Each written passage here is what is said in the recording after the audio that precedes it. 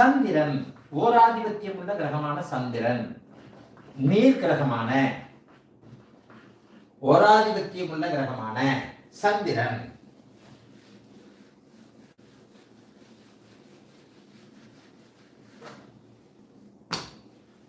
சந்திரன் நீர், மனம், தாய், வெள்ளை, காய்கறி, ஓட்டம், ஏற்றுமதி இறக்குமதி, வெளிநாடு,